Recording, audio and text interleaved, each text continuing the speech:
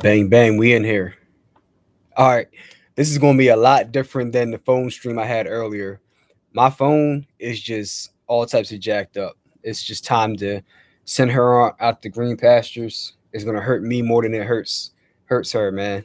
But it's time because none of y'all could hear me. I couldn't even hear me. I had my headphones in. I could barely hear me. But for those that are tuned in and couldn't hear what I said, my pre-fight prediction was Usyk was going to win by decision, possibly by TKO. That's what I put on my Instagram. And the way it turned out, there. It was a very great fight. I loved the fight. Really, a lot of great moments by both guys, highly contested, and I scored it 7-5 for Usyk. The scorecards were split. One had it 7-5 for Joshua. The second scorecard was 7-5 for Usyk, and then the third judge's scorecard was 8-4 for Usyk. I can see 8-4. I had it 7-5. I thought it was a very, very good fight, much better in my opinion than the first fight. And Joshua came out with a different game plan. He looked more prepared. They both knew some of the things that the other guy was bringing just off of sheer experience from the first fight. And I liked what Joshua was able to do in the fight. I liked that Robert Garcia seemed to have him going to the body more. That was where he did his most of his damage, and it actually paid dividends for him in the seventh and eighth rounds. And the ninth round, I thought that Usyk slowed down just enough where he was able to land a lot of big shots. And look, truth be told, Usyk, you got to give him his props because a lot of people would have folded from that onslaught that Joshua was putting on Usyk in that ninth round. He landed a lot of good body shots, landed some good shots up top, and Usyk weathered the storm.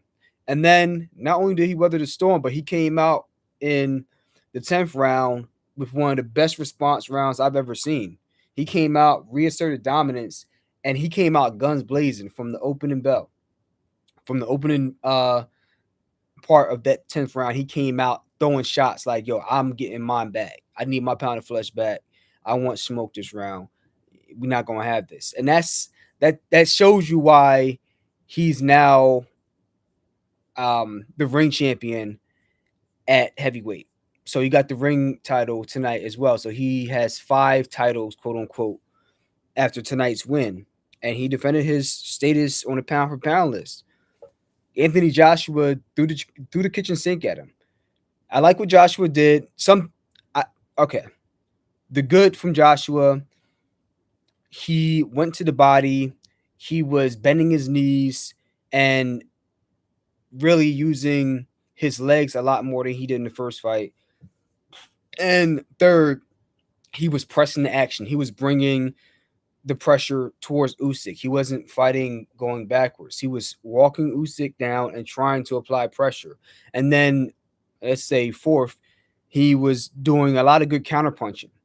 When Usyk would throw a 1-2 or 3-4 punch counter, Joshua, at least early on, and even into the middle part of the rounds, he would respond back immediately with 1 or 2 body shots. And you need to do that.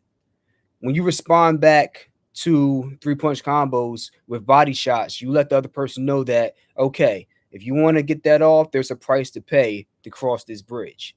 And I like that from Joshua. And I think that's something that Robert Garcia really put into his head.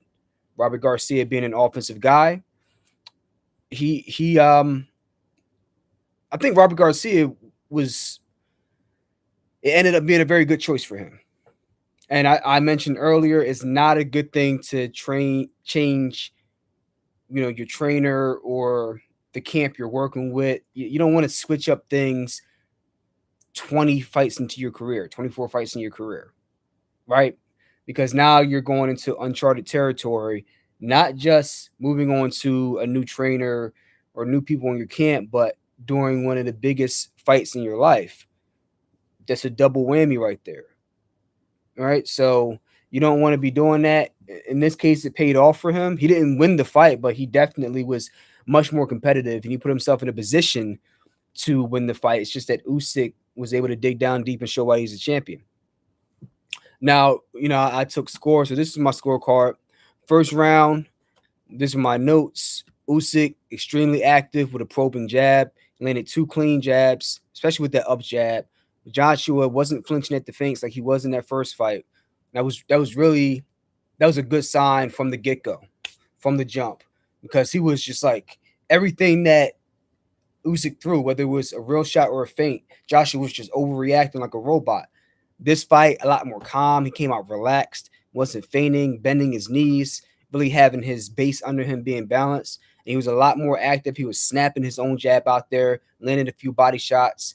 Usyk landed a straight left near the end of the round. Usyk won that round to me, but it was a very good round for both of them, in my opinion. Second round, both men weaving away from punches, but Joshua was doing a lot of solid work to the body. Neither one of them landed anything too hard, but Joshua was countering well, especially with those body shots, countering to the body very well. I really liked that from him. And he was pressing forward against Usyk. He had a solid round. So I had it tied up 1-1.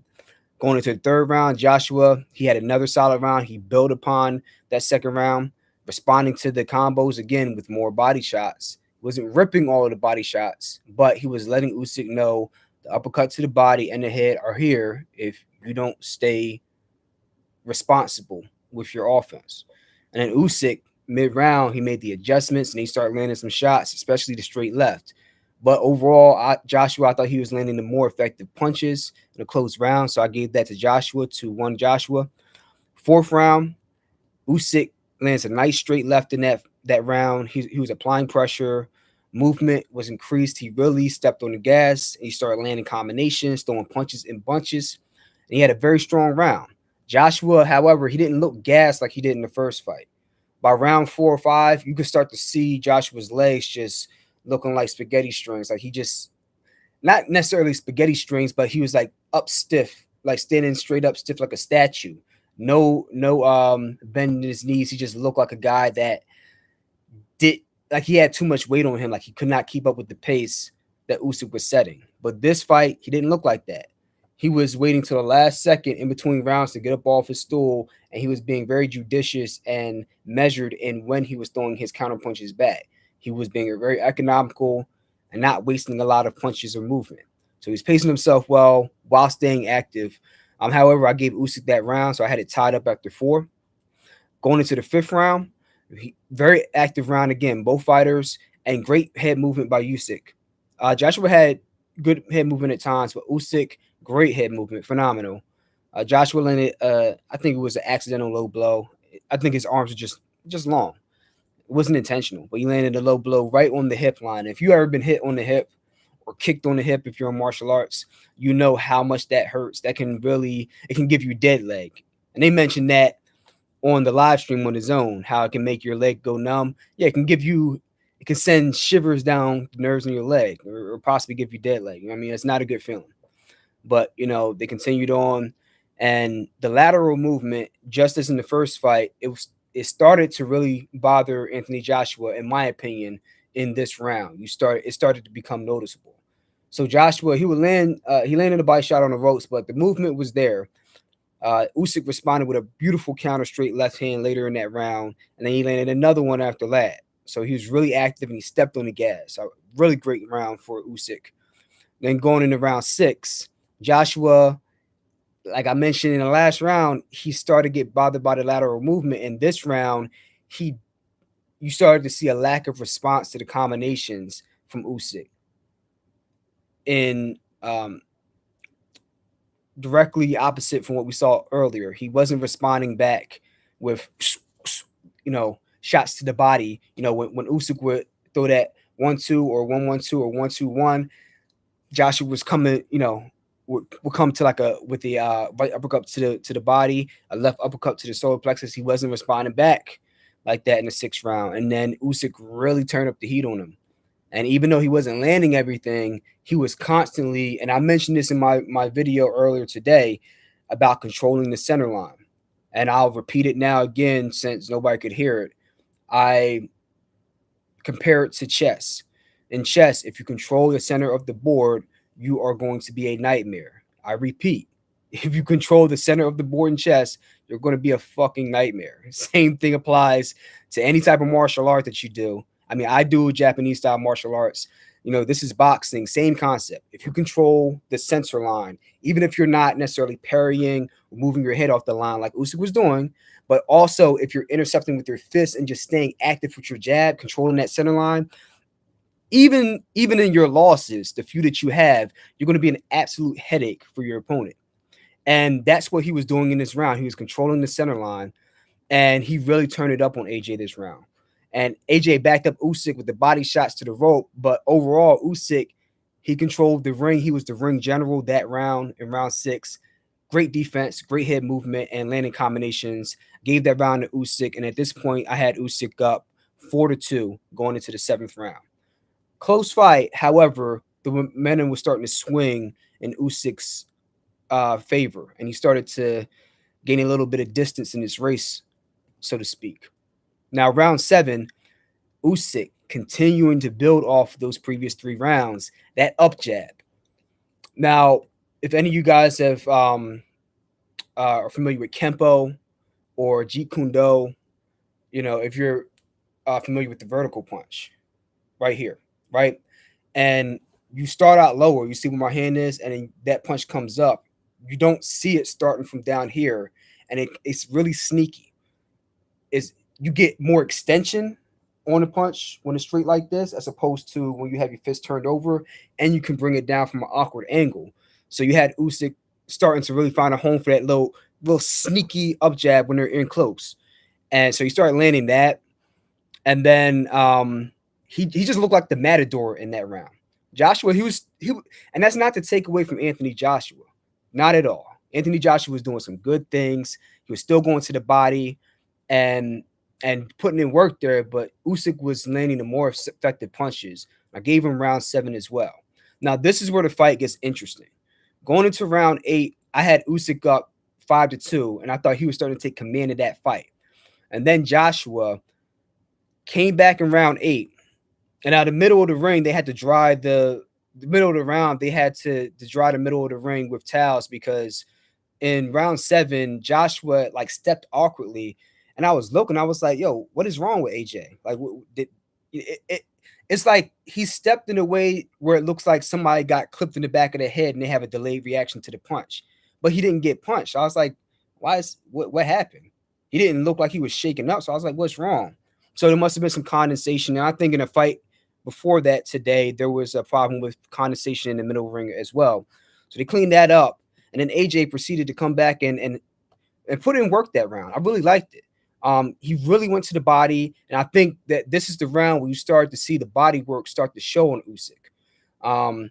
Usyk was landing good jabs back and landing some good punches, but especially at 1 minute in that round, he landed a body shot. It might have been a right, I think it was the left uppercut to the liver, and you'll see it on the replay. And Usyk, he wasn't hurt or buckled, but it gave him pause. And it gave him pause.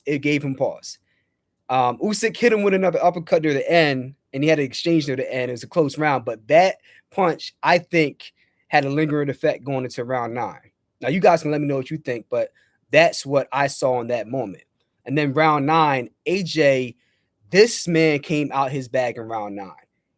You would have thought that maybe his legs getting a little tired. He wasn't bouncing around, bending his knees. No, this man came out in round 9, built off of that body shot in round 8. And this man came out great head movement. Like he was almost looking like Usyk with the head movement, putting in more body work. Usyk was still hella elusive, changing up the rhythm, changing the timing, really alternating like the distance, and then especially the lateral movement. Great round for AJ. And he's landing more shots in response to Usyk. He was responding back. Like when I said in round 6 where he stopped responding back, in round 9, he started responding back. He picked it back up. He started applying pressure. He started making it rough. He looked like a freaking Mexican fighter for a hot second. And he started chasing Usyk down. And it was a dominant round by AJ. Honestly, it might have been one of the most dominant rounds in both fights up to this point by either fighter. This round by AJ. He put his foot on the gas and really hurt Usyk multiple times. And some fighters might have been stopped at that point. But Usyk somehow ate, like AB would say, it's a tough steak, but he ate it somehow. And he made it out that 9th round with some body shots that would have put a lot of good dudes down. They wouldn't have got back up. Went back to his stool, regathered his thoughts, and then round 10, my goodness, Usyk came out and said, I need my pound of flesh back.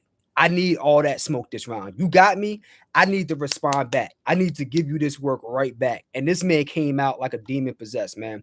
He came out firing, throwing jabs, pouring jabs, just da-da-da-da, and then hit him with a nice little check hook.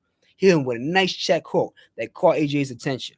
And then he landed a big left hand, and that seemed it didn't rock Joshua, but it shook him up a little bit. And I don't think Joshua was expecting that. I think he was expecting to come out and build on that ninth round and really put pressure on Usyk's ass. And Usyk was able to land a shot that really affected Joshua. And then AJ rocked Usyk with a right hand.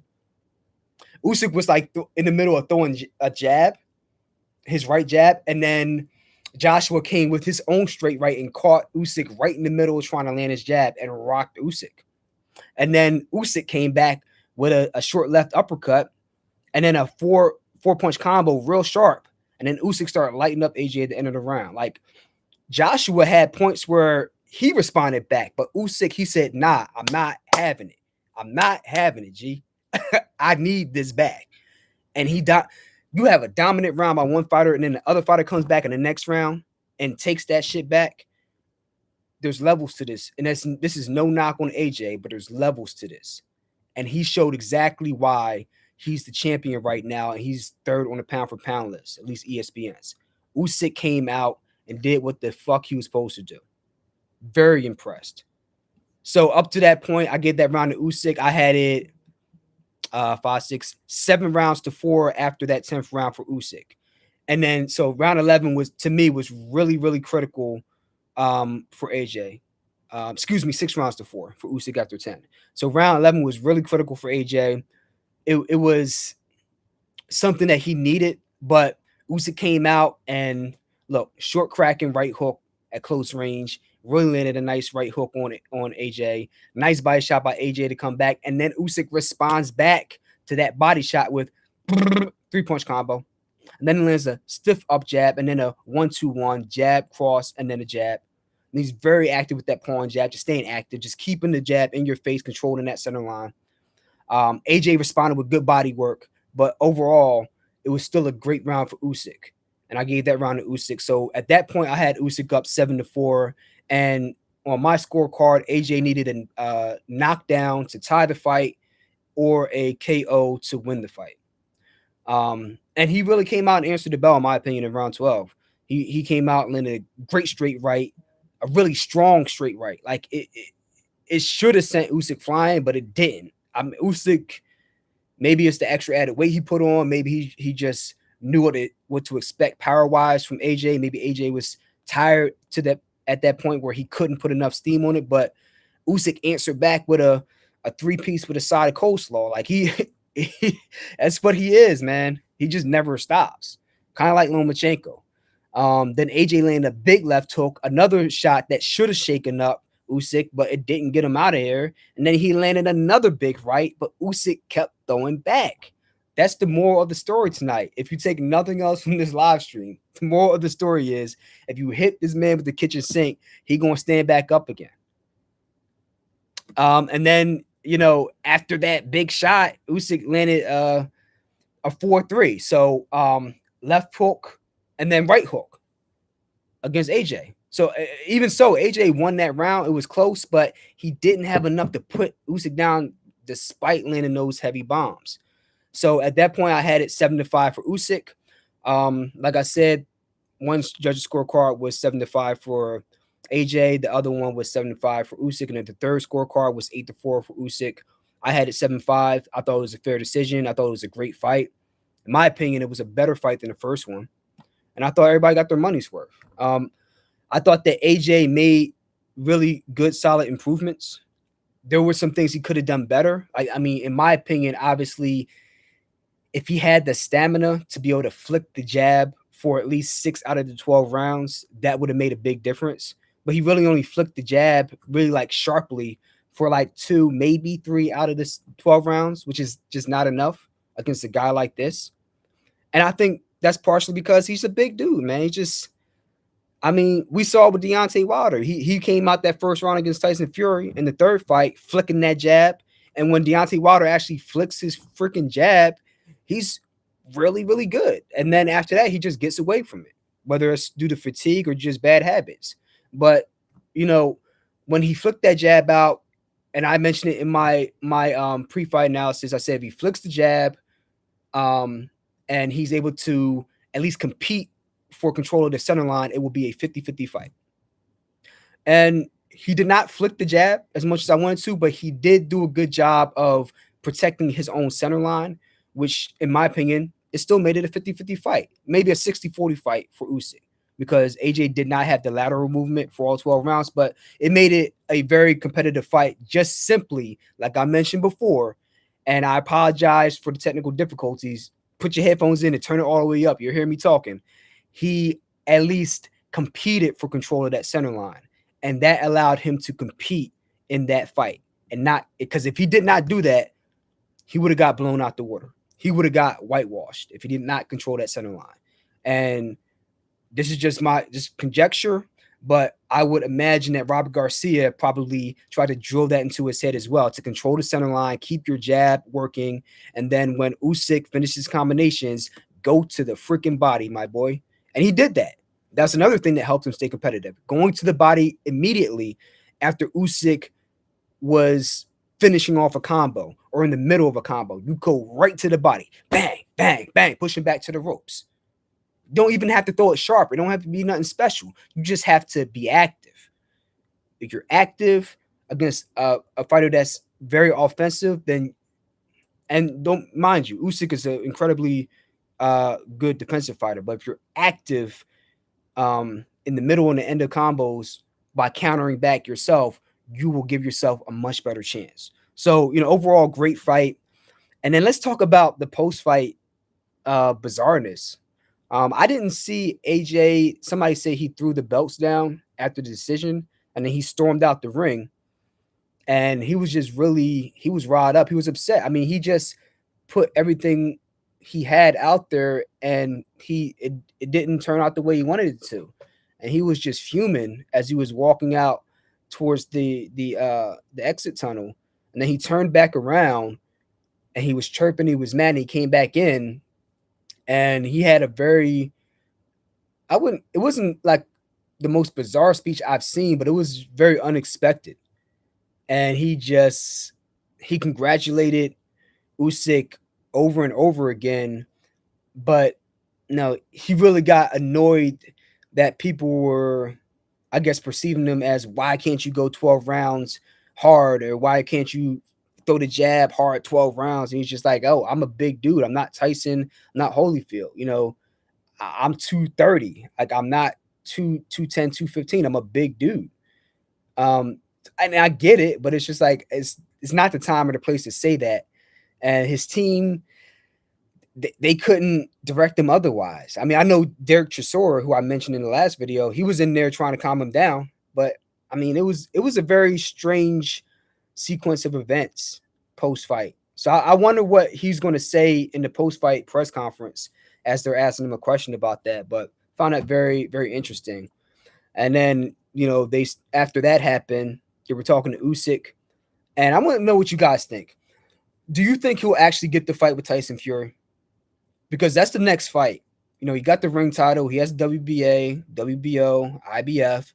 The only one left is the WBC title with Tyson Fury, who is supposedly retired right now.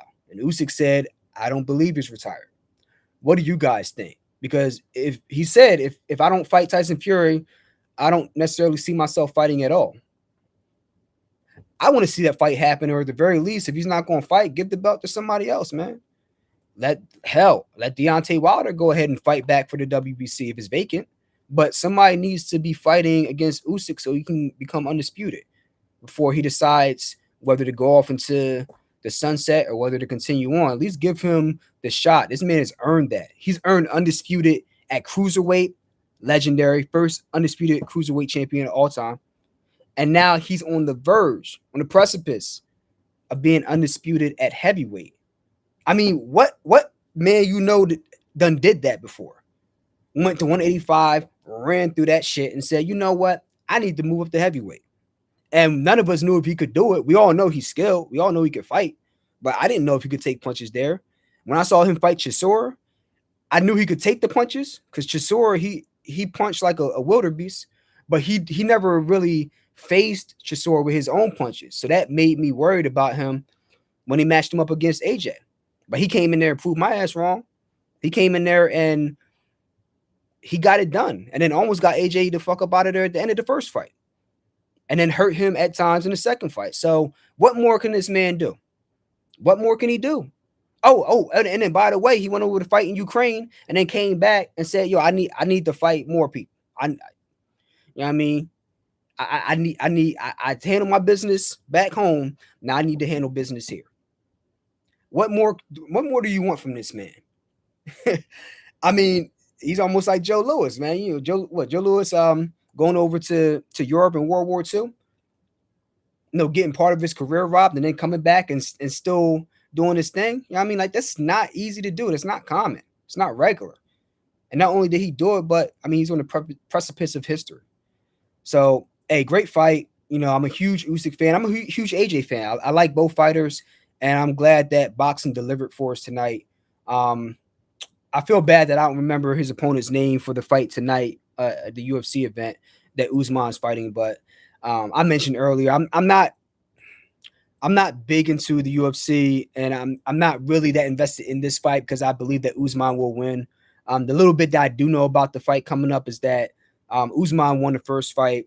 I think he won by submission, and he was just a better wrestler. The guy was not prepared for Usman's wrestling ability, and over the years, he got better at wrestling. He improved his ground game. So his striking was good, but he improved his ground game. He's really been on a tear, and now he's got a chance to get another shot at Usman. But the same way as this cat got better with his ground game, Usman got better, even better with his own ground game, even though he's a phenomenal grappler. He got better with his ground game, and he got better with his striking. So I think Usman's in the zone right now. I think he's just in one of those zones where he's just going to be hard to beat. He's just one of those guys right now. Similar to Adesanya and Anderson Silva in his prime. I mean, he's just in his zone. So I think that Usman's going to win this fight. But I think it will be a good fight because this guy's obviously way more prepared than he was the first time. Like, he's not going to be caught off guard being taken to the ground. But I just don't know how much he's going to be able to do to stop Usman over the course of 5 rounds if the fight goes to the ground. So, yeah, that's my thoughts on tonight's fight and whatnot. Let me know what you guys think, and I'll be on coming up to cover the Triple G and Canelo trilogy, the third fight coming up on September 17th. I talked in my last video about the Teofimo Lopez win. It was a good job, him getting back on track. The takeover is back. And that's it for right now. So tomorrow, Eagles' second preseason game against the Browns, I think. So we'll talk about that tomorrow. That being said, hope you enjoyed the fights. Be safe tonight. Enjoy the night. Have fun. I'll catch you on the next one. Peace.